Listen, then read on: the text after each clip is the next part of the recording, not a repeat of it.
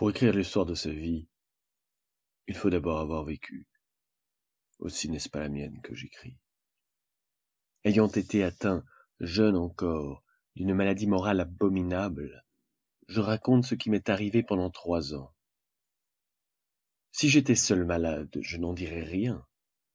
Mais comme il y en a beaucoup d'autres que moi qui souffrent du même mal, j'écris pour cela, sans trop savoir s'ils y feront attention. Car, dans les cas où personne n'y prendrait garde, j'aurais encore retiré ce fruit de mes paroles de m'être mieux guéri moi-même, et, comme le renard pris au piège, j'aurais rongé mon pied captif. Pendant les guerres de l'Empire, tandis que les maris et les frères étaient en Allemagne, les mères inquiètes avaient mis au monde une génération ardente, pâle, nerveuse. Conçue entre 2 batailles, élevée dans les collèges au roulement des tambours, des milliers d'enfants se regardaient entre eux d'un œil sombre, en essayant leurs muscles chétifs. De temps en temps, leurs pères ensanglantés apparaissaient, les soulevaient sur leur poitrine chamarrés d'or, puis les posaient à terre et remontaient à cheval. Un seul homme était en vie alors en Europe. Le reste des êtres tâchait de se remplir les poumons de l'air qu'il avait respiré. Chaque année, la France faisait présent à cet homme de 300 000 jeunes gens. C'était l'impôt payé à César, et, s'il n'avait ce troupeau derrière lui, il ne pouvait suivre sa fortune. C'était l'escorte qu'il lui fallait pour qu'il pût traverser le monde et s'en aller tomber dans une petite vallée d'une île déserte sous un saule pleureur.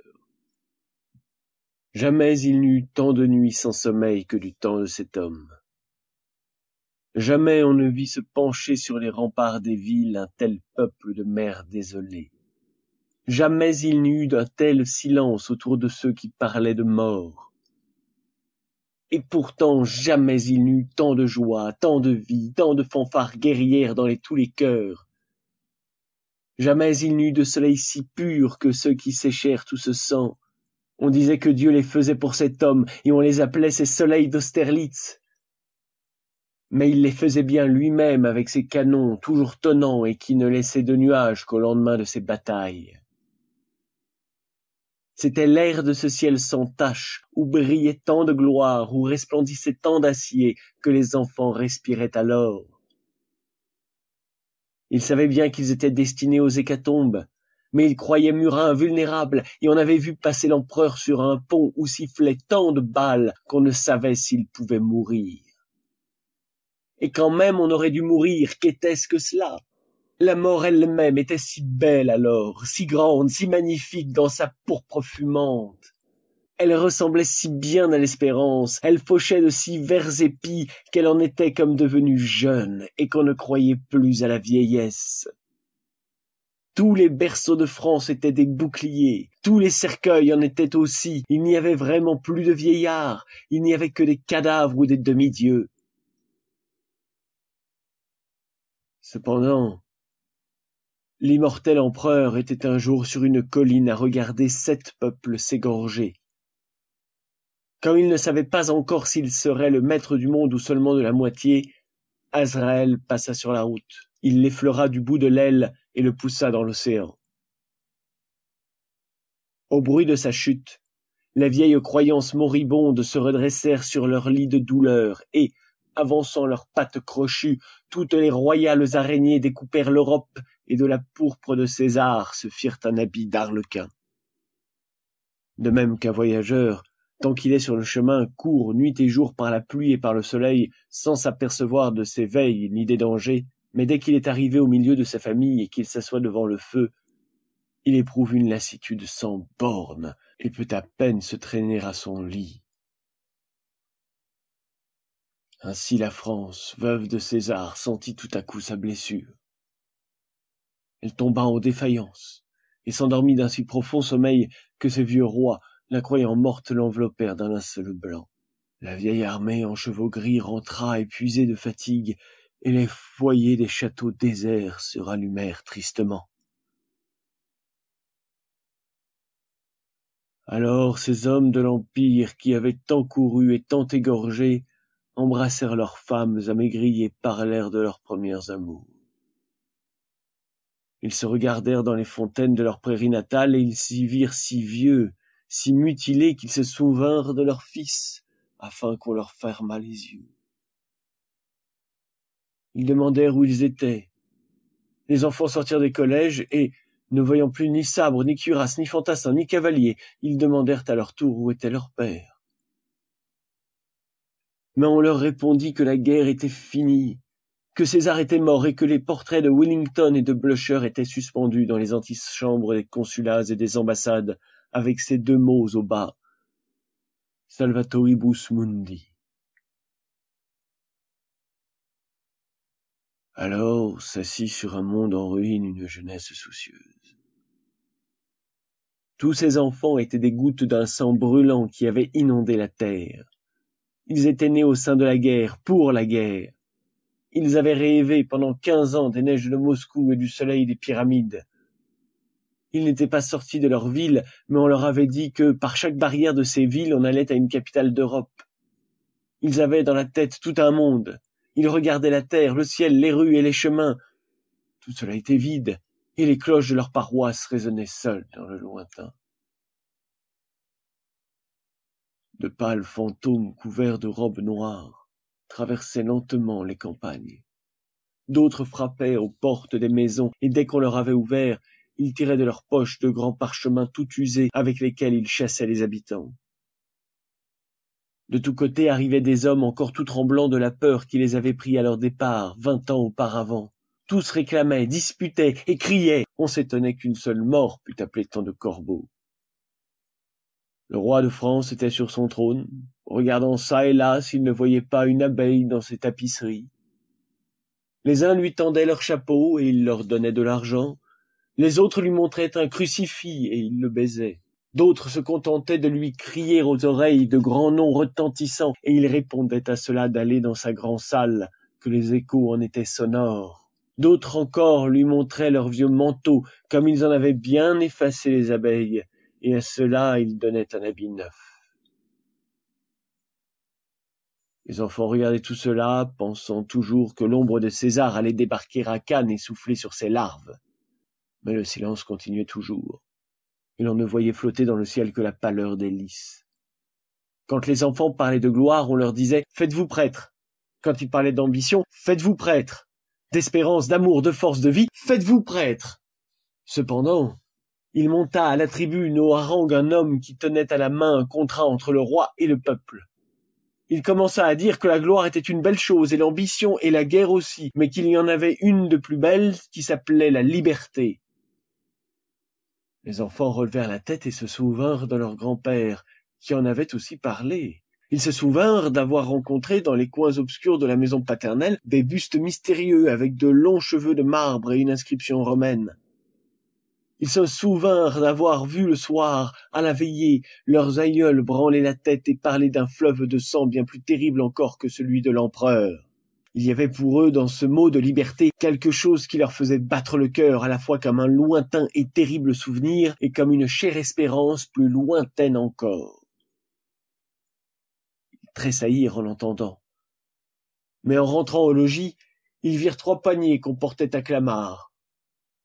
C'étaient 3 jeunes gens qui avaient prononcé trop haut ce mot de liberté. Un étrange sourire leur passa sur les lèvres à cette triste vue, mais d'autres harangueurs, montant à la tribune, commencèrent à calculer publiquement ce que coûtait l'ambition et que la gloire était bien chère. Ils firent voir l'horreur de la guerre et appelèrent boucherie les hécatombes. Et ils parlèrent tant et si longtemps que toutes les illusions humaines, comme des arbres en automne, tombaient feuille à feuille autour d'eux, et que ceux qui les écoutaient passaient leurs mains sur leur front comme des fiévreux qui s'éveillent.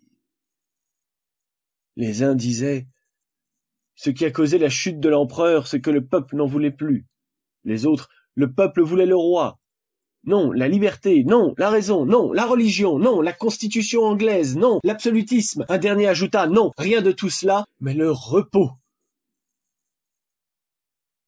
3 éléments partageaient donc la vie qui s'offrait alors aux jeunes gens. Derrière eux, un passé à jamais détruit s'agitant encore sur ses ruines avec tous les fossiles des siècles de l'absolutisme. Devant eux, l'aurore d'un immense horizon, les premières clartés de l'avenir. Et entre ces deux mondes, quelque chose de semblable à l'océan qui sépare le vieux continent de la jeune Amérique. Je ne sais quoi de vague et de flottant. Une mer houleuse et pleine de naufrages, traversée de temps en temps par quelques blanches voiles lointaines ou par quelques navires soufflant une lourde vapeur. Le siècle présent, en un mot, qui sépare le passé de l'avenir, qui n'est ni l'un ni l'autre et qui ressemble à tous les deux à la fois, et où l'on ne sait, à chaque pas qu'on fait, si l'on marche sur une semence ou sur un débris. Voilà dans quel chaos il fallut choisir alors. Voilà ce qui se présentait à des enfants pleins de force et d'audace, fils de l'Empire et petits-fils de la Révolution. Or, du passé, ils n'en voulaient plus, car la foi en rien ne se donne. L'avenir, ils l'aimaient, mais quoi? Comme Pygmalion Galatée, c'était pour eux une amante de marbre et ils attendaient qu'elle s'animât, que le sang colorât ses veines. Il leur restait donc le présent, l'esprit du siècle, ange du crépuscule, qui n'est ni la nuit ni le jour. Ils le trouvèrent assis sur un sac de chaux plein d'ossements, serré dans le manteau des égoïstes et grelottant d'un froid terrible.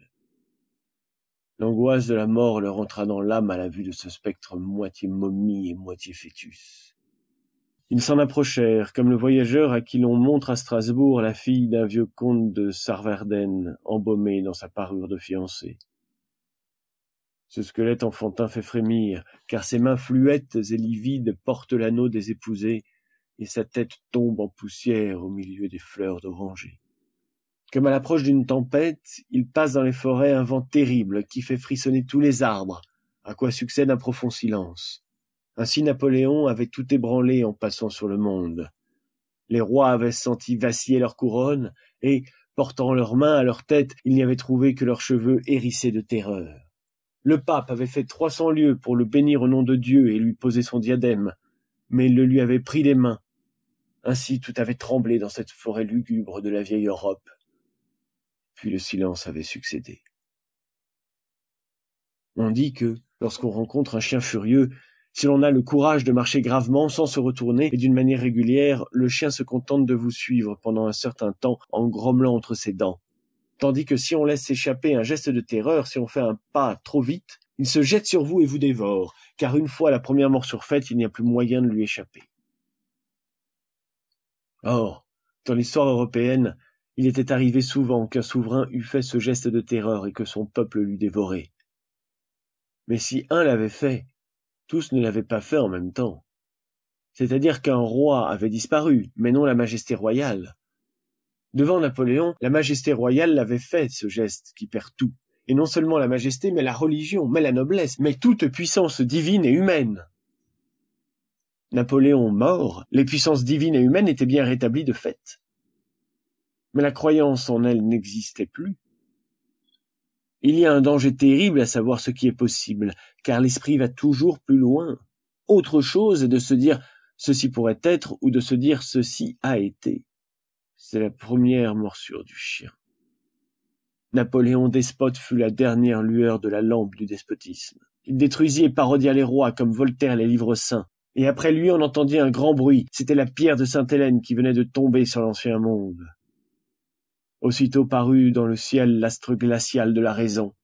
Et ses rayons, pareils à ceux de la froide déesse des nuits, versant de la lumière sans chaleur, enveloppèrent le monde d'un suaire livide.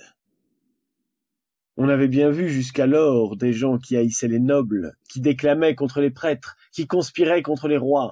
On avait bien crié contre les abus et les préjugés, mais ce fut une grande nouveauté que de voir le peuple en sourire.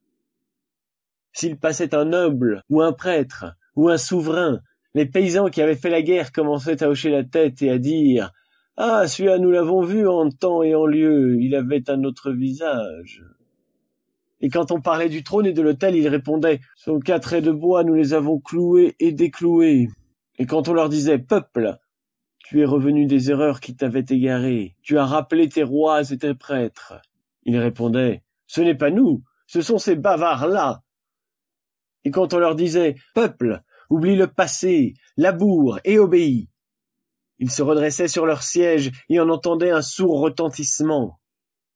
C'était un sabre rouillé et ébréché qui avait remué dans un coin de la chaumière. Alors on ajoutait aussitôt « Reste en repos, du moins, si on ne te nuit pas, ne cherche pas à nous nuire. » Hélas, il se contentait de cela. Mais la jeunesse ne s'en contentait pas. Il est certain qu'il y a dans l'homme deux puissances occultes qui combattent jusqu'à la mort. L'une, clairvoyante et froide, s'attache à la réalité, la calcule, l'apaise et juge le passé. L'autre a soif de l'avenir et s'élance vers l'inconnu. Quand la passion emporte l'homme, la raison le suit en pleurant et en l'avertissant du danger. Mais dès que l'homme s'est arrêté à la voix de la raison, dès qu'il s'est dit « C'est vrai, je suis un fou, où allais-je ?» La passion lui crie « Et moi, je vais donc mourir ?» Un sentiment de malaise inexprimable commença donc à fermenter dans tous les cœurs jeunes. Condamnés au repos par les souverains du monde, livrés aux cuistres de toute espèce, à l'oisiveté et à l'ennui, les jeunes gens voyaient se retirer d'eux les vagues écumantes contre lesquelles ils avaient préparé leurs bras. Tous ces gladiateurs frottés d'huile se sentaient au fond de l'âme une misère insupportable. Les plus riches se firent libertins. Ceux d'une fortune médiocre prirent un état et se résignèrent soit à la robe, soit à l'épée. Les plus pauvres se jetèrent dans l'enthousiasme à froid, dans les grands mots, dans l'affreuse mer de l'action sans but. Comme la faiblesse humaine cherche l'association et que les hommes sont troupeaux de nature, la politique s'en mêla. On s'allait battre avec les gardes du corps sur les marches de la chambre législative. On courait à une pièce de théâtre où Talma portait une perruque qui le faisait ressembler à César. On se ruait à l'enterrement d'un député libéral. Mais des membres des deux partis opposés, il n'en était pas un qui, en rentrant chez lui, ne sentit amèrement le vide de son existence et la pauvreté de ses mains. En même temps que la vie du dehors était si pâle et si mesquine, la vie intérieure de la société prenait un aspect sombre et silencieux. L'hypocrisie la plus sévère régnait dans les mœurs. Les idées anglaises se joignant à la dévotion, la gaieté même avait disparu. Peut-être était-ce la Providence qui préparait déjà ces voies nouvelles. Peut-être était-ce l'ange avant-coureur des sociétés futures qui semait déjà dans le cœur des femmes les germes de l'indépendance humaine que quelque jour elles réclameront. Mais il est certain que tout d'un coup, chose inouïe, dans tous les salons de Paris, les hommes passèrent d'un côté et les femmes de l'autre, et ainsi les unes vêtues de blanc comme les fiancés, les autres vêtues de noir comme les orphelins, ils commencèrent à se mesurer des yeux. Qu'on ne s'y trompe pas, ce vêtement noir que portent les hommes de notre temps est un symbole terrible. Pour en venir là, il a fallu que les armures tombassent pièce à pièce et les broderies fleur à fleur. C'est la raison humaine qui a renversé toutes les illusions. Mais elle emporte elle-même le deuil afin qu'on la console. Les mœurs des étudiants et des artistes, ces mœurs si libres, si belles, si pleines de jeunesse, se ressentirent du changement universel. Les hommes, en se séparant des femmes, avaient chuchoté un mot qui blesse à mort, le mépris. Ils s'étaient jetés dans le vin et dans les courtisanes. Les étudiants et les artistes s'y jetèrent aussi. L'amour était traité comme la gloire et la religion. C'était une illusion ancienne. On allait donc au mauvais lieu. La grisette, cette classe si rêveuse, si romanesque et d'un amour si tendre et si doux, se vit abandonnée au comptoir des boutiques. Elle était pauvre et on ne l'aimait plus. Elle voulut avoir des robes et des chapeaux, elle se vendit.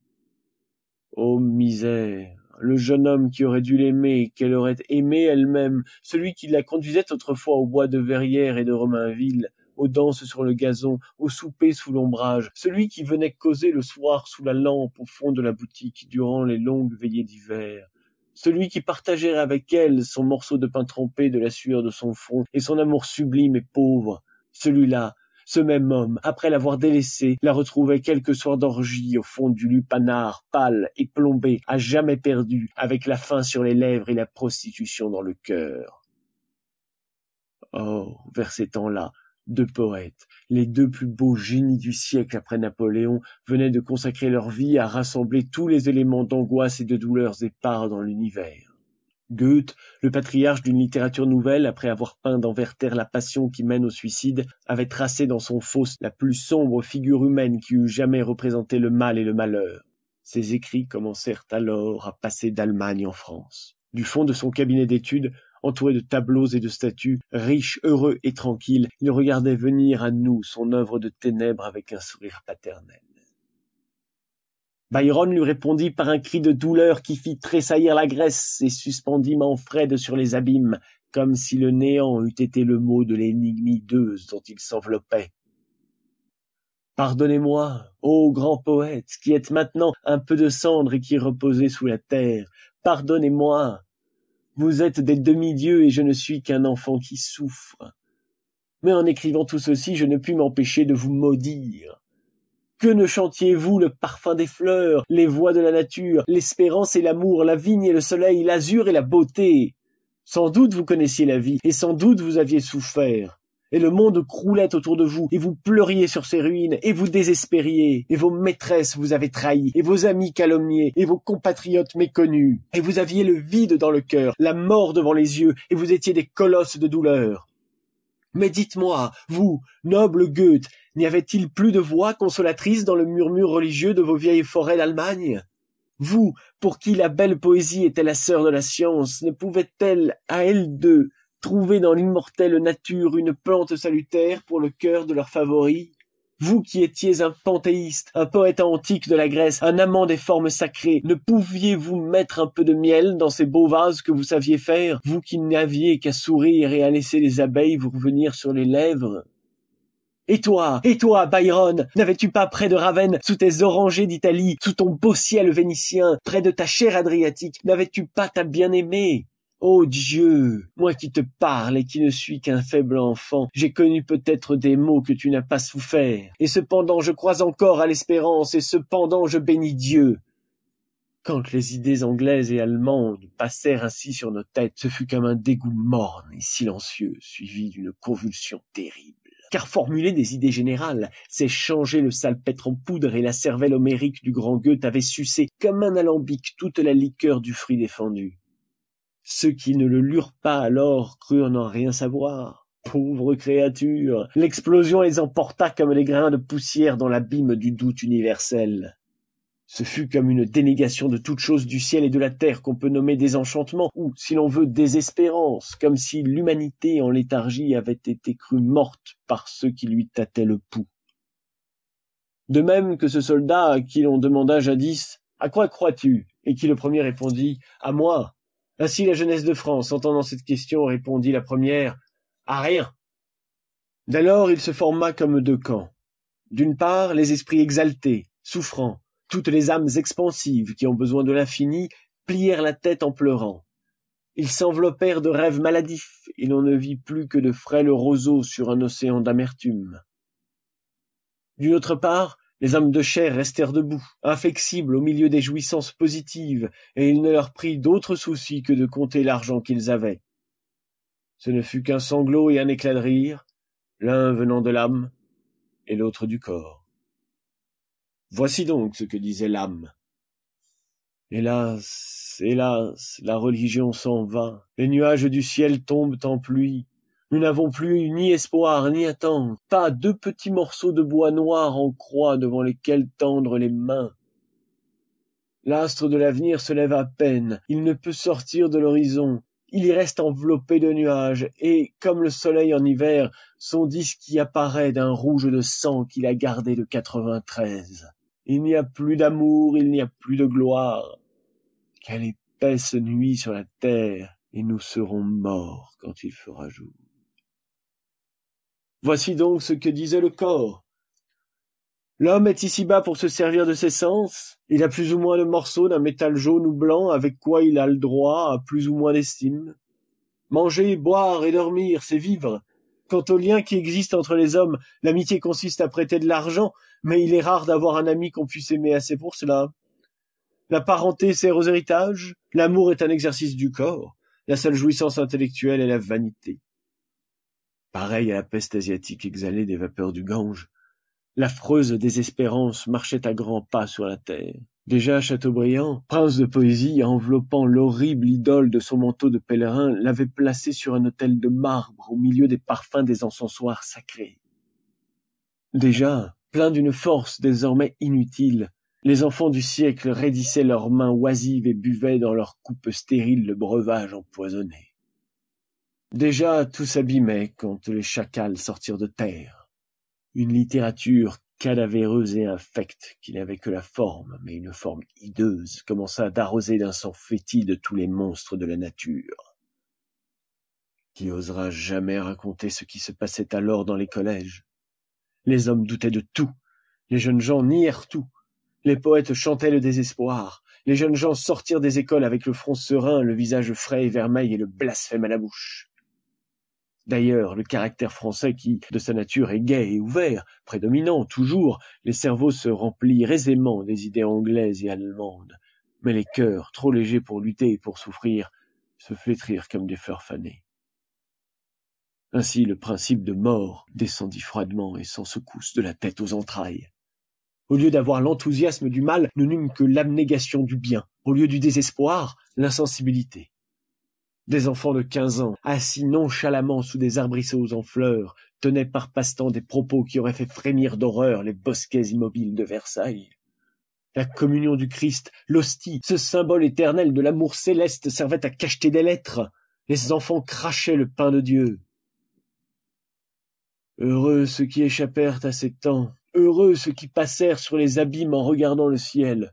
Il y en eut, sans doute, et ceux-là nous plaindront. Il est malheureusement vrai qu'il y a dans le blasphème une grande déperdition de force qui soulage le cœur trop plein. Lorsqu'un athée, tirant sa montre, donnait un quart d'heure à Dieu pour le foudroyer, il est certain que c'était un quart d'heure de colère et de jouissance atroce qu'il se procurait. C'était le paroxysme du désespoir, un appel sans nom à toutes les puissances célestes. C'était une pauvre et misérable créature se tordant sous le pied qui l'écrase. C'était un grand cri de douleur. Et qui sait, aux yeux de celui qui voit tout, c'est peut-être une prière. Ainsi, les jeunes gens trouvaient un emploi de la force inactive dans l'affectation du désespoir. Se railler de la gloire, de la religion, de l'amour, de tout au monde est une grande consolation pour ceux qui ne savent que faire. Ils se moquent par là d'eux-mêmes et se donnent raison tout en se faisant la leçon. Et puis, il est doux de se croire malheureux lorsqu'on n'est que vide et ennuyé. La débauche, en outre, première conclusion des principes de mort, est une terrible meule de pressoir lorsqu'il s'agit de s'énerver. En sorte que les riches se disaient « Il n'y a de vrai que la richesse, tout le reste est un rêve, jouissons et mourons ».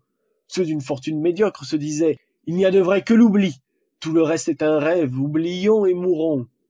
Et les pauvres disaient « Il n'y a de vrai que le malheur, tout le reste est un rêve, blasphémons et mourons ».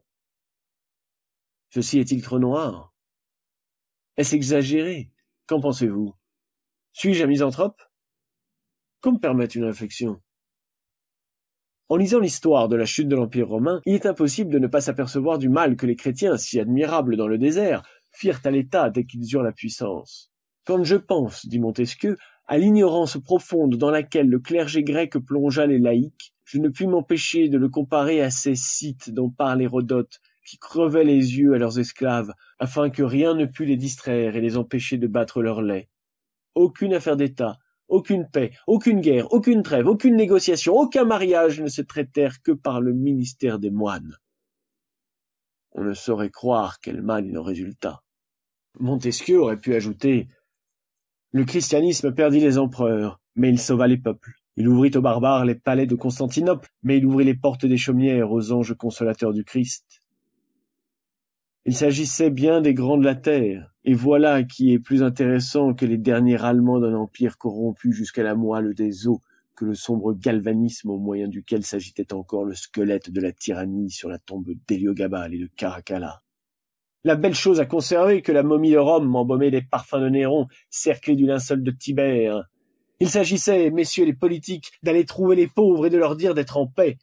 Il s'agissait de laisser les vers et les taupes ronger les monuments de honte, mais de tirer des flancs de la momie une vierge aussi belle que la mère du Rédempteur, l'espérance, amie des opprimés. Voilà ce que fit le christianisme. Et maintenant, depuis tant d'années, qu'ont fait ceux qui l'ont détruit? Ils ont vu que le pauvre se laissait opprimer par le riche, le faible par le fort. Par cette raison qu'ils se disaient, le riche et le fort m'opprimeront sur la terre, mais quand ils voudront entrer au paradis, je serai à la porte et je les accuserai au tribunal de Dieu. Ainsi, hélas, ils prenaient patience. Les antagonistes du Christ ont donc dit aux pauvres, Tu prends patience jusqu'au jour de la justice. Il n'y a point de justice. Tu attends la vie éternelle pour y réclamer ta vengeance. Il n'y a point de vie éternelle. Tu amasses tes larmes et celles de ta famille, les cris de tes enfants et les sanglots de ta femme pour les porter aux pieds de Dieu à l'heure de ta mort. Il n'y a point de Dieu. Alors il est certain que le pauvre a séché ses larmes, qu'il a dit à sa femme de se taire et à ses enfants de venir avec lui, et qu'il s'est redressé sur la glèbe avec la force d'un taureau. Il a dit aux riches, « Toi qui m'opprimes, tu n'es qu'un homme, et aux prêtres, toi qui m'as consolé, tu en as menti. » C'était justement là ce que voulaient les antagonistes du Christ. Peut-être croyaient-ils faire ainsi le bonheur des hommes en envoyant le pauvre à la conquête de la liberté. Mais si le pauvre, ayant bien compris une fois que les prêtres le trompent, que les riches le dérobent, que tous les hommes ont les mêmes droits, que tous les biens sont de ce monde et que sa misère est impie, si le pauvre, croyant à lui et à ses deux bras pour toute croyance, s'est dit un beau jour, « Guerre aux riches, à moi aussi la jouissance ici-bas, puisqu'il n'y en a pas d'autre, à moi la terre, puisque le ciel est vide, à moi et à tous, puisque tous sont égaux, ô raisonneur sublime qu'il avait mené là, que lui direz-vous s'il est vaincu? Sans doute vous êtes des philanthropes. Sans doute vous avez raison pour l'avenir, et le jour viendra où vous serez bénis. Mais pas encore, en vérité, nous ne pouvons pas vous bénir. » Lorsqu'autrefois l'oppresseur disait « À moi la terre, à moi le ciel », répondait l'opprimé, « à présent, que répondra-t-il » Toute la maladie du siècle présent vient de deux causes. Le peuple qui a passé par 93 et par 1814 porte au cœur deux blessures. Tout ce qui était n'est plus. Tout ce qui sera n'est pas encore. Ne cherchez pas ailleurs le secret de nos maux. Voilà un homme dont la maison tombe en ruine. Il la démolit pour en bâtir une autre. Les décombres gisent sur son champ et il attend des pierres nouvelles pour son édifice nouveau. Au moment où le voilà prêt à tailler ses moellons et à faire son ciment, la pioche en main, les bras retroussés, on vient lui dire que les pierres manquent et lui conseiller de reblanchir les vieilles pour en tirer parti. Que voulez-vous qu'il fasse, lui qui ne veut point de ruine pour en faire un nid à sa couvée? La carrière est pourtant profonde, les instruments trop faibles pour en tirer les pierres. Attendez, lui dit-on, on les tirera peu à peu. Espérez, travaillez, avancez, reculez. Que ne lui dit-on pas? Et pendant ce temps-là, cet homme, n'ayant plus sa vieille maison et pas encore sa maison nouvelle, ne sait comment se défendre de la pluie, ni comment préparer son repas du soir, ni où travailler, ni où reposer, ni où vivre, ni où mourir, et ses enfants sont nouveau-nés. Ou je me trompe également, ou nous ressemblons à cet homme. Ô peuple des siècles futurs, lorsque, par une chaude journée d'été, vous serez courbés sur vos charrues dans les vertes campagnes de la patrie, lorsque vous verrez, sous un soleil pur et sans tache, la terre, votre mère féconde, sourire dans sa robe matinale aux travailleurs, son enfant bien-aimé, lorsque, essuyant sur vos fronts tranquilles le saint baptême de la sueur, vous promènerez vos regards sur votre horizon immense où il n'y aura pas un épi plus haut que l'autre dans la moisson humaine, mais seulement des bleuets et des marguerites au milieu des blés jaunissants. Ô homme libre! Quand alors vous remercierez Dieu d'être né pour cette récolte, pensez à nous qui n'y serons plus. Dites-vous que nous avons acheté bien cher le repos dont vous jouirez. Plaignez-nous plus que tous vos pères, car nous avons beaucoup des maux qui les rendaient dignes de plainte, et nous avons perdu ce qui les consolait.